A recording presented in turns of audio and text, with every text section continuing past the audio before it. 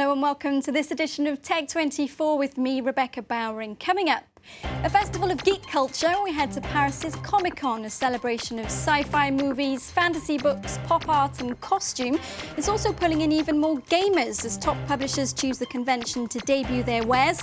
We'll take a look at the Darksiders sequel that lets you play as the Horseman of Death.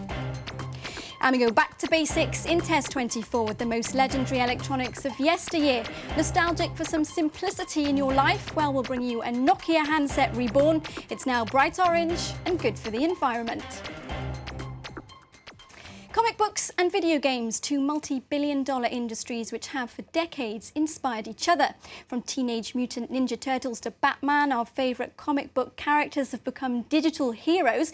That's why Comicon is an increasingly important platform for video games developers. It started as a humble comic book convention in San Diego over 40 years ago and is now going strong here in Paris. Last week's four-day event drew over 100,000 self-confessed fantasy nerds, many of them indulging in some serious cosplay or fan costuming. It's an occasion for geeks to really be themselves, or more precisely, somebody else. Stormtroopers, The Legend of Zelda's Link, aliens and gingerbread men. The stars of sci-fi and fantasy fiction come temporarily to life. Some are here to hunt down that special issue comic or limited edition plaything. Others just want to get creative themselves. Many have come to play, challenging each other in multiplayer tournaments or on the dance floor.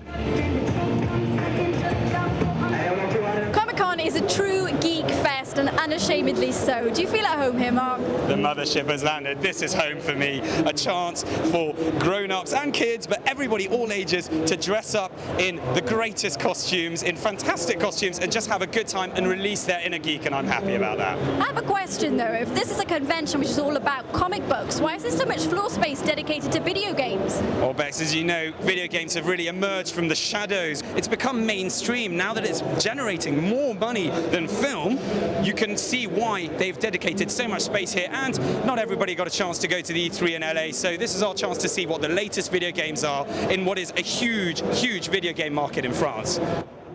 A huge market that has raided the cache of comic book heroes for inspiration. Video games publishers and console makers alike have staked their claim to the convention. Fans think it's a winning formula. I think the comics, they lend themselves well to video games. People want to interact with the characters that they love in the comic books, and the video games are the perfect way to do that. I know more video games that have been adapted afterwards into manga or comics. The big ones, Tales of Symphonia was recently adapted into manga. Yeah, and Naruto. There are loads of them. Famed comic book artist Joe Madureira was one of this year's special guests. He's a creative chief at Vigil Games, the developers behind Darksiders 2, a post-apocalyptic follow-up to the 2010 hit. Among the other not yet released titles making waves, Dead or Alive 5, due out in September for PS3 and Xbox 360. And Nintendo's new Super Mario Bros. 2 for 3DS, digitally downloadable from August. An exhausting array to pick and choose from, and it doesn't end there. That rare comic book, that blockbuster video game, there's one more thing though that you might find here at Comicon, and that is the love of your life.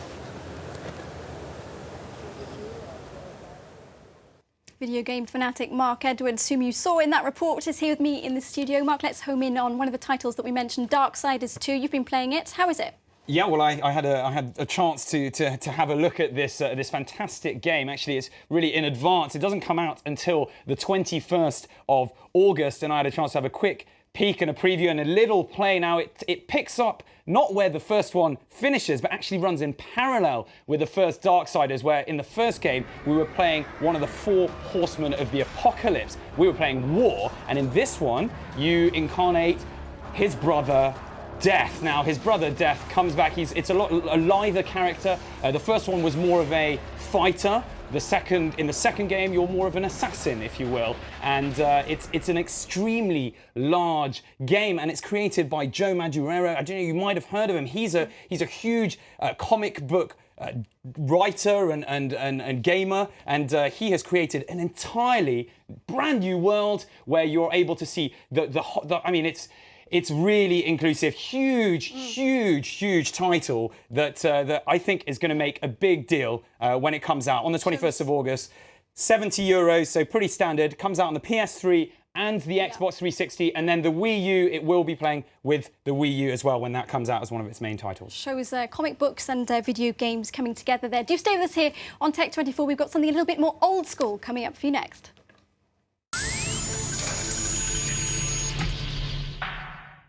Now, are you one of those people who yearns for the simple life? Is your smartphone too newfangled, too many apps and features when all that you want is to phone and text? Then this week's gadget may just solve your problem. It's a Nokia 6210 that's had, well, a bit of a facelift, Mark. Yeah, I mean, how old school is that? Retails at €80, but obviously it's very good for the environment. If you I mean, essentially, most phones these days you only use for about a year and a half. And if you remember, I don't know, did you ever have a Nokia yourself? I did once upon a time, my first ever phone. And how long did it last you?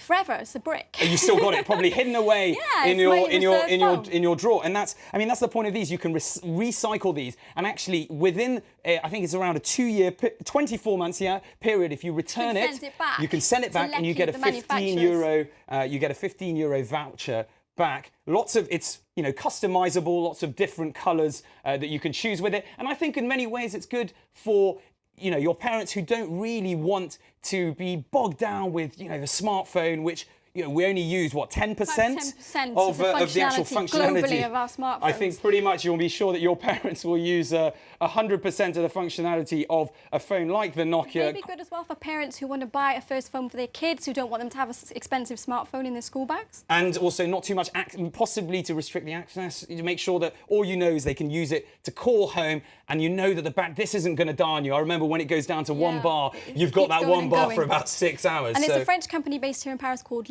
and they're not just making over phones, there are also things like Game Boys that you can buy from their website as well. It's all very cool, vintage, old school, and you can use one of these. You can still play something like Snake on it as well. I mean, imagine that. That was a great game. Tetris on the Game Boy. Trip what a down great memory thing. lane. Thank you so much for all of that, Mark Edwards. Thank you to you for watching this edition of Tech24. A reminder to get in touch with us via the social network. Follow the URL that will be coming up in the corner of your screen, and of course you can follow us as well on Twitter. The address is @TechF24.